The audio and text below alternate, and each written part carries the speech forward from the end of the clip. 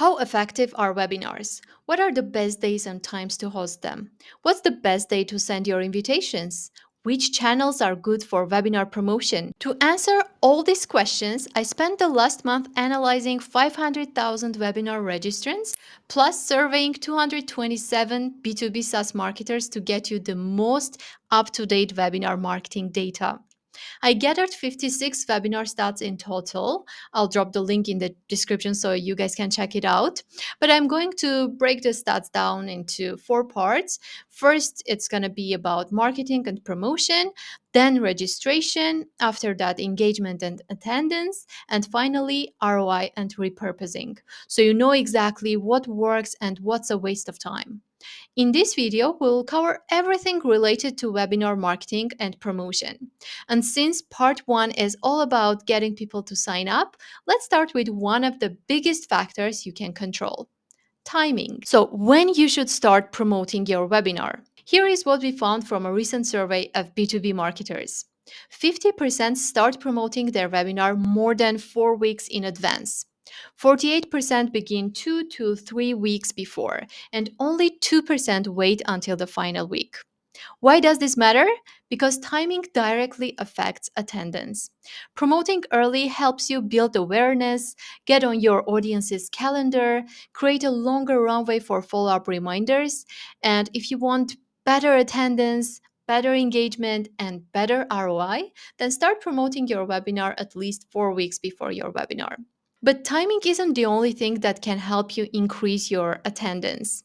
The channels you choose are just as important. There is a big misconception in webinar marketing.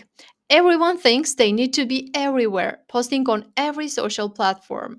Let's look at what marketers are actually doing, what channels they are using to promote their webinars. So as you can see, 94% use social media posts, 86% use marketing emails, 56% send newsletters, and only 25% tap into communities. When I asked which channels drive the most high quality leads, marketing emails absolutely dominated, with 91% of respondents naming them as their top performing channel. Meanwhile, newsletters only got 20%, website banners 18, LinkedIn DMs 16, and paid ads and communities both came in just 11%. And the only way to really know which channel works is to track everything, right? 57% of webinar hosts are using UTM parameters to track their marketing campaigns. Why does this matter? Because without UTM tracking, you're basically flying blind. You might see like 500 registrations and think, oh, great. But you have no idea if those came from your LinkedIn post, your email newsletter, or that expensive paid ad campaign you are running on LinkedIn or other social media platforms. UTM parameters let you see exactly which channels, campaigns, and content pieces bring in your best attendees. So instead of just throwing money at every marketing channel and hoping something works, you can double down on what's actually driving results and cut the waste. So now that we know which channels drive the high quality leads, let's see when we should start our promotion actually. 22% of all webinar signups happen on Thursdays. Apparently, Thursday is the universal I'm bored of work but not checked out for weekend day. So leverage it. 75% of registrations happen between 9 a.m. and 5 p.m. local times. So make your biggest push Thursday morning between 9 and 11 a.m. And don't stop promoting the morning of the event, because 13% of people register on the actual event day. In fact, a final "we are live in 2 hours" email can bring you more live attendees.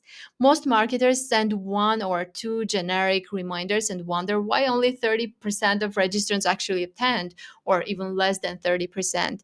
The reality is that people are busy, distracted, and they need multiple touch points to remember and prioritize your webinar.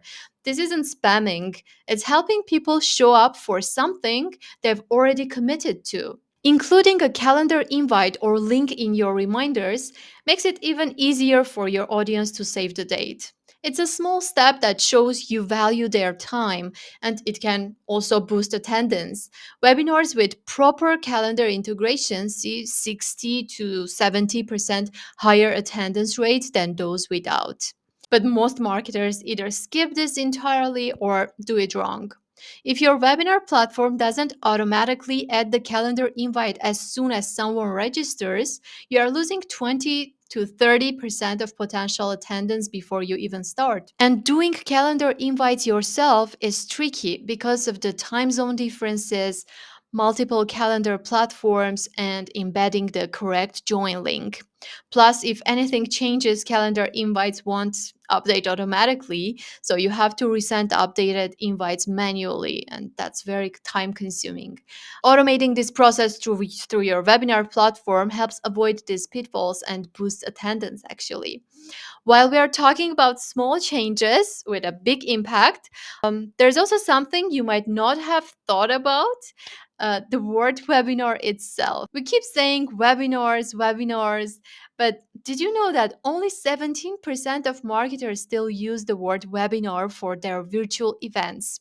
Webinar has become somewhat stale and corporate sounding, potentially turning off audiences who associated with dry, sales heavy presentations. 83% of marketers are instead opting for more engaging language like masterclass, workshop, live training, or virtual event to make their sessions sound more valuable and interactive. But this doesn't mean you need to reinvent your strategy. If the word webinar is working for your audience, that's great. You don't need to fix what's not broken. But if you are seeing signs of declining engagement, it might be time to rethink the label, not the content. Now let's move to the behind the scenes setup that actually drives revenue. What do you think is the most critical and overlooked steps in running webinars that actually drive revenue and show the ROI? Of course, it's CRM integration.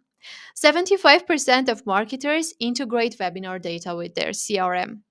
Your webinar isn't just an event, it's a data engine full of valuable signals like who registered, who attended, how long they stayed, what they engaged with, what questions do they ask, their poll answers. You can have so much data that you can use later to score leads more accurately, send smarter and personalized follow up emails, track attribution, move the right people into sales conversations, and a lot more. With contrast, webinar data flows directly into your CRM, making it much easier to connect attendee engagement to pipeline and prove the true impact of your webinars without extra manual work. And that brings us to one of the biggest challenges marketers keep telling me about. So, talking about impact, 35% of marketers reported their biggest challenge is proving ROI to stakeholders. Why do you think this happens? Because most marketers, to be more accurate, 39% of marketers track leads as their primary webinar metric. This is also data from the external survey we did. Why do they track the leads as a webinar metric, as an ROI indicator? Because it's easy to measure, right? And only 17% track pipeline influence. Just 12% measure actual revenue impact. This measurement gap is exactly why proving ROI feels impossible. You are showing vanity metrics while stakeholders want to see business impact. But the fix is very easy. You need to choose a platform that connects your webinar data directly to your CRM. When you can trace attendee engagement all the way to closed deals, proving ROI becomes much simpler. So, before we wrap this up, let's quickly run through the key takeaways. Start promoting early, begin at least 3 to 4 weeks in advance. Track everything with UTMs. Push your promo on Thursday between 9 to 11 a.m. Use calendar invites in your confirmation email and also in reminder emails. And rethink your language. If webinar isn't landing, test more engaging names and see if they perform better. Integrate your webinar platform with your CRM. Focus on impact, not just attendance. You need to treat webinars as part of a larger revenue system, not just a marketing task. Because webinars overall aren't just about attendance or getting high number of registrants. They're about impact. And the teams driving the biggest impact see webinars as part of a larger revenue system, not just a marketing task. And remember, when webinars are done right, they don't just inform, they convert, they scale, and they grow your business. In the next video, we will cover webinar registration stats, including webinar registration page conversion rates, how to improve it, how long your webinar should you invite a guest speaker to your webinars or not, and a lot more. Thanks for watching. Now go make your next webinar your best one yet.